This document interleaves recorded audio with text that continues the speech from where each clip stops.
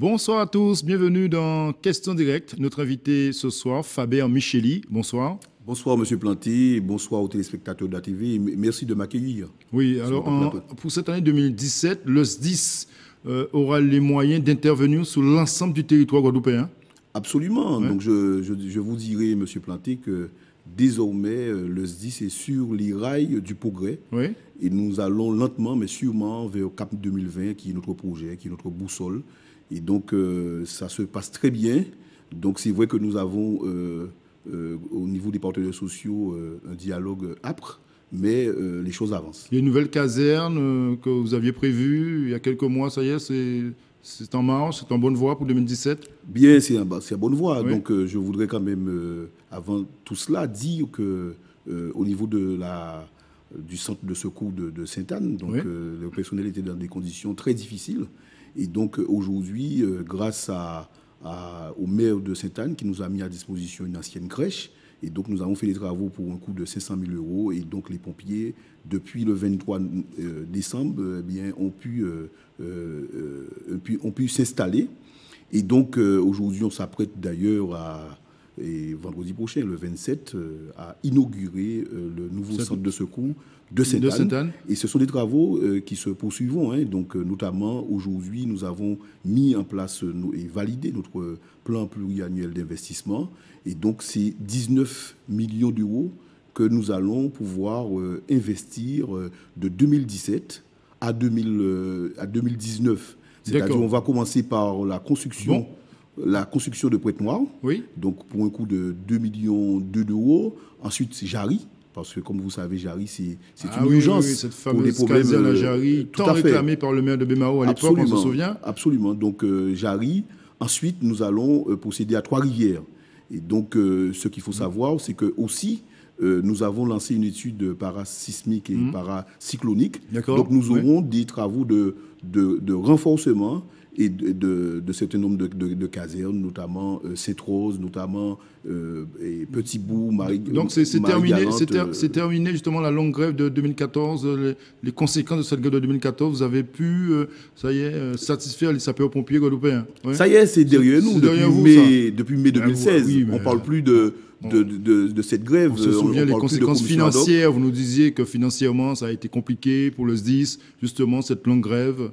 Eh bien, nous avons, pendant cette période de 2015, nous avons attaché notre ceinture parce que nous sommes à budget constant. Nous avons fait des économies sous le chapitre 11. Nous avons fait des économies un peu partout et nous avons mis en place un service dédié à la gestion où nous avons tous les mois des critères de gestion concernant les frais généraux du SDIS. Et certaines casernes, par exemple, ne vont pas fonctionner seulement avec des pompiers volontaires, non? Vous avez pu résoudre ce problème? C'est derrière nous tout ça, parce qu'en fait, aujourd'hui, il faut savoir que donc le nombre de pompiers professionnels a augmenté, si je comprends bien. Toutes les instances, je vais vous dire tout, Monsieur Planté. Oui, dites-nous tout ce soir. Oui. Tout ce soir. Donc, il faut savoir que nous avons validé le projet CAP 2020. Oui. Nous avons rencontré les partenaires sociaux, nous avons rencontré les élus du département, nous avons rencontré les maires.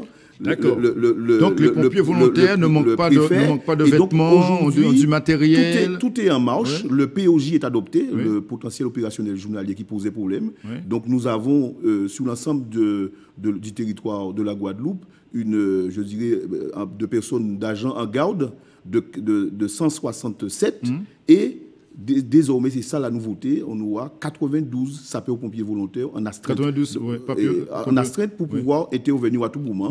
Mais les casernes ne vont pas fonctionner qu'avec seulement des pompiers volontaires. Mais les casernes, c'est le cas dans... Non, mais ça a toujours été le cas et ça sera aussi le cas. Parce qu'aujourd'hui, il faut savoir que nous avons à peu près 350 SPP, c'est-à-dire sapeurs-pompiers professionnels. Et nous avons environ 1430, 1500 SPV. Mais que dites-vous ce soir, Faber Micheli, aux jeunes futurs pompiers? Ils commencent très jeunes leur formation. Ils ont 14-15 ans aujourd'hui. Que leur dites-vous aujourd'hui? Ils peuvent s'engager vraiment dans cette profession? Absolument. Il faut qu'ils s'engagent. D'ailleurs, nous avons les jeunes sapeurs-pompiers volontaires, les JSP, et que nous allons encore engager un certain nombre de Ils sont JSP, de plus en plus nombreux aujourd'hui. Au mois de mars. Donc, il y a en ce moment des inscriptions. Donc, j'invite tous ceux qui sont âgés entre 12 et 14 ans de vouloir s'approcher du capitaine Bicente. À partir de entre 12 et 14 ans, voilà. Quel type de formation c'est tout ce qui est au niveau, comment dirais-je, du quotidien des pompiers, notamment les premiers gestes, les secours à personne, les premiers gestes de secours, donc comment manipuler les lances, tout cela. Donc tout ce qui fait partie, du quotidien des pompiers. Ouais, vous êtes à fond au niveau du SDIS. Vous avez le temps de faire de la politique, non pas? Absolument. Vous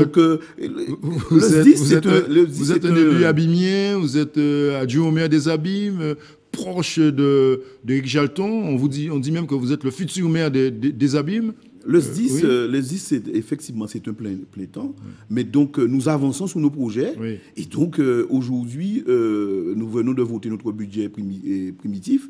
Et dedans, oui. Et comme on avait décidé dans le projet CAP 2020, donc on va recruter un certain nombre d'agents, notamment 3 contrats CUI. Et nous avons recruté 10 sapeurs-pompiers professionnels. Oui. Donc, et comme la loi nous permet, ça sera une première, Monsieur Planté. On va pouvoir faire maximum 3 SPV, passer SPP. Oui. Donc, c'est une première. Parce que dès mon arrivée au SDIS, ça a toujours été de valoriser, de promouvoir les sapeurs-pompiers volontaires, de même que les sapeurs-pompiers professionnels. Vous avez tout changé au SDIS, on a compris depuis votre arrivée. On avance, on a un programme, on a un projet, on a un cheminement, on avance. Et sur la politique législative qui arrive, vous avez un candidat aux Abîmes, c'est Rosan Rosuel, vous le soutenez aussi comme votre maire? Oui. Tout à fait. Yep. Parce que c'est un choix naturel qui s'impose à moi. Oui. C'est le choix de conforter, de consolider la majorité municipale aux Abîmes. Oui. Et donc aujourd'hui, tous ceux qui combattent la politique mise en place par l'équipe de la majorité municipale, qui ne cesse de nous attaquer, sont nos adversaires. Vous êtes un bon soldat. Sont nos adversaires, ceux-là même qui m'ont combattu, qui ont combattu moi-même et Mme Guiougou et mes suppléants, M. Loquin, Mme Roumage, lors des dernières élections départementales. Ce sont nos adversaires. Parfait. Donc, dernière question, vous serez le prochain maire des Abîmes?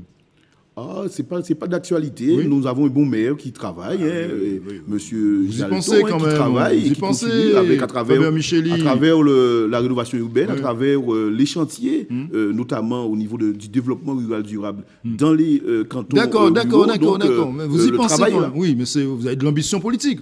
Tout chacun a des ambitions politiques. C'est légitime d'avoir des ambitions. Mais il faut être aussi... on comprend votre prudence. Merci.